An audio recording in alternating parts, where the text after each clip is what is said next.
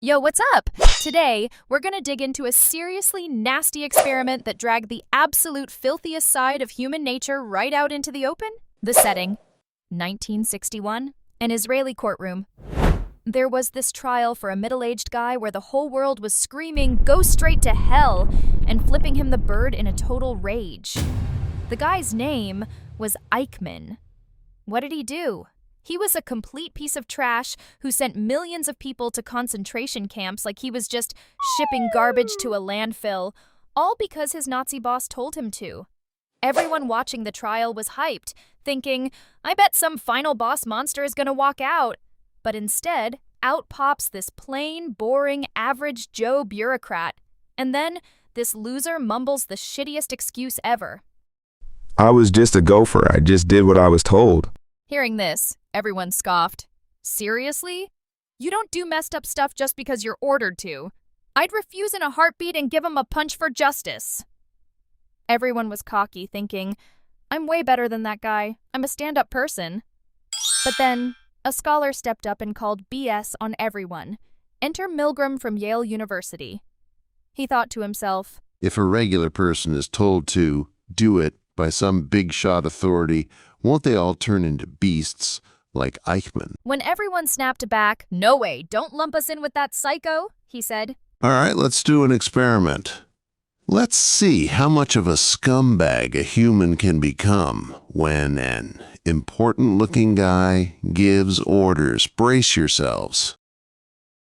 And so began Milgram's experiment, the most savage public execution of human dignity in psychology history. Next, let's look at how this public execution actually went down. The details are absolutely brutal. First, Milgram put out a fake ad saying study on memory and lured in a ton of regular people with cold, hard cash. These clueless participants show up and meet an important-looking researcher in a white coat and another participant who's actually an actor working for Milgram. They draw straws to see who's the teacher and who's the student. Oh, looks like I'm the teacher. Nice to meet you. I'm the student. Go easy on me, okay? Total lie. The drawing was rigged. Both papers said teacher. The regular person was always set up to be the perpetrator. Once the roles were set, the student, the actor, was strapped into a chair in another room with electrodes taped to his arms. And you, the teacher, sit in front of a killer shock machine with 30 switches. Researcher. Every time the student gets a question wrong, hit the shock button. Increase it by 15 volts each time. Got it? It's for science. 15 volts is nothing at first, just a little static sting.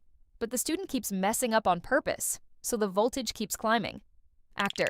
Ah, it hurts. Let me out. My heart is acting up. Around 150 volts, real-sounding screams rip through the wall.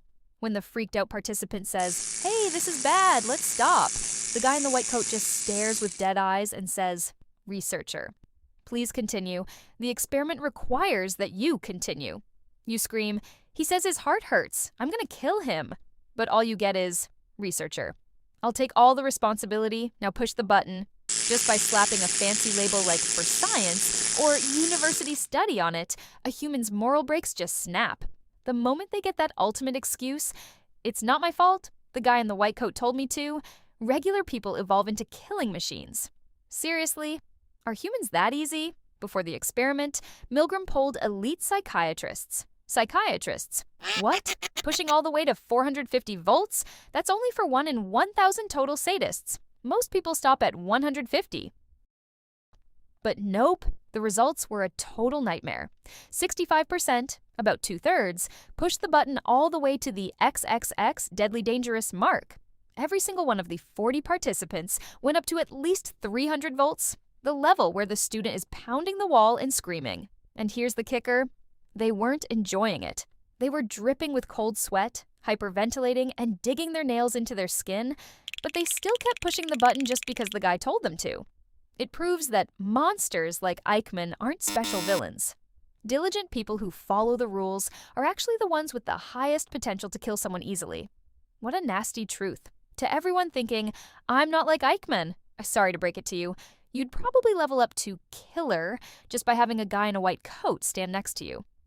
But a lot of people started questioning the experiment. Was it just because it was Yale, a world-class university? People might have trusted it without thinking, so they moved the experiment to a shabby, sketchy office building. And just like that, obedience dropped to 48%. Turns out, the vibe of the place matters. A lot. Next, they tried giving orders over the phone. Researcher, on phone. Hello, can you hear me? Just keep going with it. Obedience tanked to 20.5%. And get this, people started cheating. They'd say, okay, pushed it. But they were secretly hitting the weakest switch. Humans only obey when they're being watched. And here's the final twist, and our only hope. If another teacher, an actor, snaps and says, screw this, I quit, this is bullshit, just seeing one person rebel dropped the completion rate to a mere 10%. In the end, it wasn't personality. It was being trapped by a no-exit situation and a fancy title. If you say, hell no, the whole vibe might change in a second. Say no to power harassment. If you were in this situation, would you follow the instructions? Let me know in the comments.